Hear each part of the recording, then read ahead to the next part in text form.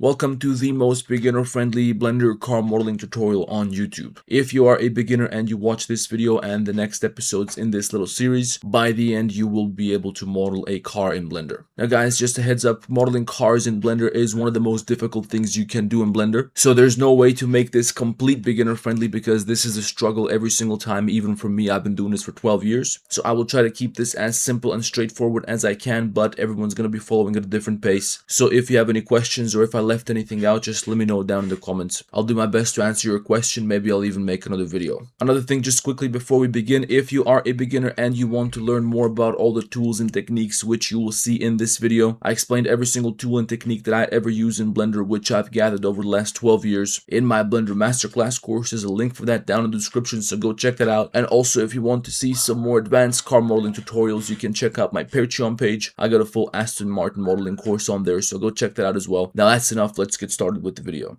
So today we're going to be modeling the Japanese Zastava Yugo. The reason we're modeling this car is because it has a very simple blocky shape. It's very easy to model this car. It's still going to be kind of difficult, but it's definitely a lot easier than modeling something like a Pagani Zonda. So this is pretty much the easiest thing we can start with. So here's what you're going to do first. This is step one. You go to Google, you type in Yugo blueprint or whatever car you're modeling. You type the name of the car, you add blueprint, and then you go to Google Images and you're going to look for some blueprints. Now every time you look this up, it's going to be a bunch of different shit that's going to come up. So you're going to have to look around a little bit until you can find a halfway decent reference. Luckily, we're not trying to land on the moon. We don't need this to be the most accurate blueprint on the face of the planet. We just need something to give us the rough proportions of the object so we can kind of get it right. So I found this blueprint right here. It has a pretty good resolution. I'm going to do the following. I'm going to open the image in new tab to get the full resolution. Right click, save image as. You want to make a new folder on your computer just for this project. You're going to save that image there. And now do not go to Google and type in watermark remover, and do not visit this website called watermarkremover.io. Don't put in your image over here. If you use this website to get rid of your watermarks, that makes you a fucking criminal and you're going to prison. So do not do this and do not download your processed image right here. Now before we start modeling, I'm also going to pull out my PureRef canvas so I can load up some reference images. For example, I got this picture right here. I'm just going to copy paste that into PureRef here. And I'm going to take a couple of other images of this car which I can paste right here so I can look at them as I'm working. Ideally, you want to get pictures from various angles. This is just going to be something you're looking at on the side as you're working so you can see the little details which you can't see in your blueprint. And once we got a couple of images, now we're just going to stick this in the corner up here over the outliner, so it's not going to bother us because we don't really need the outliner anyway. And in Blender, to set up our background reference images, we're going to press 1 to go to side view, Shift A, go down here to image reference, find your blueprint which you got off of Google, put it into your scene. You might want to reduce the opacity a little bit, and then we just want to align this image with the floor, so we want something like this. And you probably also want to duplicate this image and rotate it by 90 degrees so that when you go to front view, you can also have a front view of the car, and more than likely you also want to have a top view image. So copy this one more time and bring it down here, and there we go. Now we got our blueprints, now we got our references ready to go, so now we can start doing some modeling. So most of the time when you're modeling cars, you're going to start with the hood. That's going to be the first thing you're going to model. I don't know why, this just seems to be what everybody starts with, and this is what I start with. Anyway, you're going to delete the default cube, then go Shift A, Mesh, add a cube, and in edit mode you're going to go to X, collapse edges and faces. That's going to turn this into one vertex, which we can now use to extrude out a surface. Then let's go to top view, and we're going to place this vertex over here in the front where we have this line on the hood. Maybe we can move it to this front line here, and well, as you would imagine, we have to extrude this out to create this edge over here in the front. Then we're going to extrude it one more time. This time we bring it over here. You can see this is angled a little bit. Now I don't want to have to do the same shit on the other side every time I do something over here, so we're going to go to add modifier. You're going to go to generate and add a mirror modifier. That's going to mirror everything you do across the origin point, in this case on the x-axis by default, but we want it on the y-axis, so we're going to change this to y-axis. And now notice how over here in top view, this edge is almost perfectly aligned with what we got going on in the blueprint, so the edge of this hood over here. But if we go to side view, then it's not aligned at all. It's completely misaligned. This is almost always going to be a problem when using blueprints. They're not exactly the same thing when you're looking at them from different angles. It doesn't really matter. Like I said, we're not trying to land on the moon. We just want something that looks cool like this car right here. So we're just going to eyeball this. What I do know is that we have to extrude this out with E and then rotate it and bring it up here. So it's going to be something like this. If you look at this image, you're going to see what I'm talking about. Well, if you look at these reference images which we got over here, it seems like this is a completely straight line. So maybe I'm going to ignore what we saw in the blueprint, and I'm just going to get rid of this vertex over here and just push this a little bit further out so it's completely straight.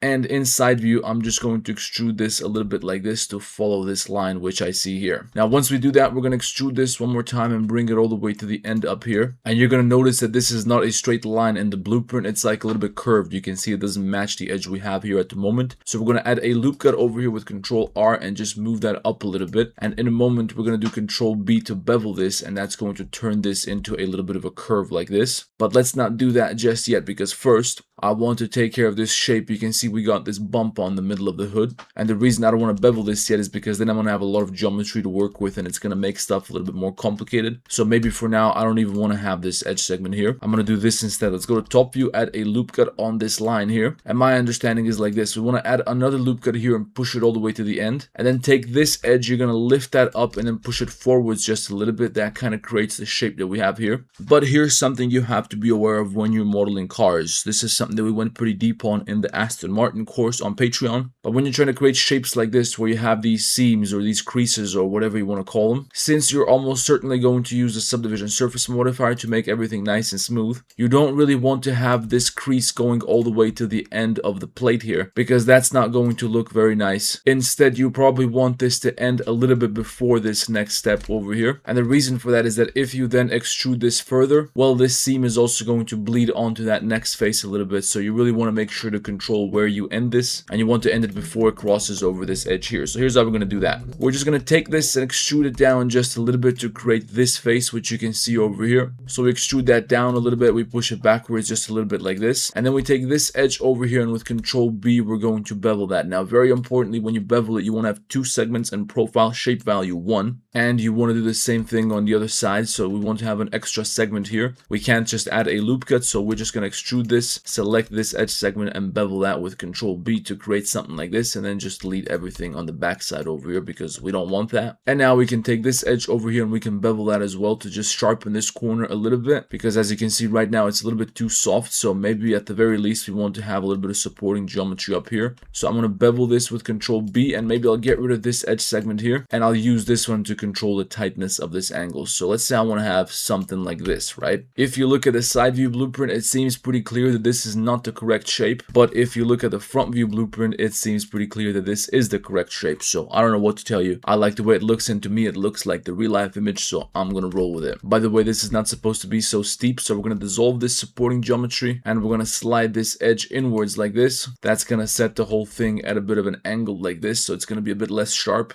And then I'm going to add my loop cuts over here on both sides like this, and I think that looks pretty good. So far that was pretty easy, so I want to do something else before we wrap up this episode. If you look over here, the hood has this little intake or whatever the hell that is. We're going to try and keep this pretty simple. Now if Thomas Cullen was doing this tutorial, he would try to make everything fused, so he would make sure everything is done with perfect topology and everything is sub-D workflow. I'm not going to bother with all that right now. We're going to cheat a little bit. So here's what we're going to do. We're going to take this surface over here, we're going to duplicate this and separate by selection to turn this plane into a new object. And well, we can get rid of the mirror modifier and the subdivision surface modifier. We're going to slide these edges like this with the double G, and you can look at your top view blueprint. This thing is supposed to be around here somewhere, right? In the blueprint from top view we have two of these, but I see one of them. In the top view blueprint we have two of these things, but all the real life reference images have only one, so I'm just going to create one of them. But this object is pretty simple. So first we just want to extrude this up a little bit like this, then we're going to add a loop cut and we're going to take this face and we're going to extrude it a little bit further up again, and at that point we want to take all the edges around this extruded part, and with double G we're going to slide them up like this. Then select this face over here, you're going to press Alt E, extrude manifold, and extrude this downwards a little bit like so. Maybe you want to push that a little bit further, so do it one more time. If you do it again, make sure to select these vertices and dissolve them because you don't want them, and then slide this part down a little bit as well. You can see where we're going with this. Now we have to delete the faces at the bottom here and take these three faces in the front. You're going to press I for inset, and when you inset it, this happens, but you want to press B to disable boundary, and that way it's not going to be inset on this part where we have a gap on the other side of this edge. So we can just take these faces and X delete faces. By the way, when you do this, you want to make sure to check edge rail in this menu down here, and this is the type of shit I talk about in my Blender masterclass course. There's a bunch of these tools, and each of those tools has a million different features attached to it that most people are not familiar with. So if you want to learn a bunch of cool shit like that, then go check out the course. But I just realized that we don't really want to do this yet, so I'm going to undo this, and instead I'm going to take these edges up here and bevel them with Control B. And I'm going to scroll up a couple of times to increase the number of segments, then set the profile shape here to 0.5. And well, you want to press C to toggle clamping because you want to hit this little corner down here. And when you do that, you're going to have a double vertex. So select everything, merge by distance. And also you want to take this edge and bevel that as well to make this little corner here round. But before you do that, you'll probably want to dissolve this edge and the same thing on the other side. So that way, when you bevel this, you're not going to get this weird edge segment over here in the corner. So we just want to have something like this. That looks pretty cute. Don't worry about the shitty shading. We're going to fix that in a second. Now you can take these faces from over here, eye to inset, and we just want to inset them a little bit like this. So I think that's good enough. We're going to press X, delete faces. And well, I forgot to consider the fact that we have to fill the inside of this as well, and this is where things get a little bit more tricky. So pay attention, guys. I'll try to do this very clearly, but buckle up. If you're a beginner, pay close attention. Basically, what we have to do is take this geometry and we have to extrude it inwards, and we have to use that to fill in the inner area. So we just want to create some inner walls like this, and we're going to do the same thing down here. So here's how we're going to do that. We're first going to select everything from this top edge segment over here like this. So nothing below this edge, nothing below this bevel. We just want these edges and the same on the other side. And well, we forgot to place the 3D cursor, so we can quickly select this vertex, Shift S cursor to selected.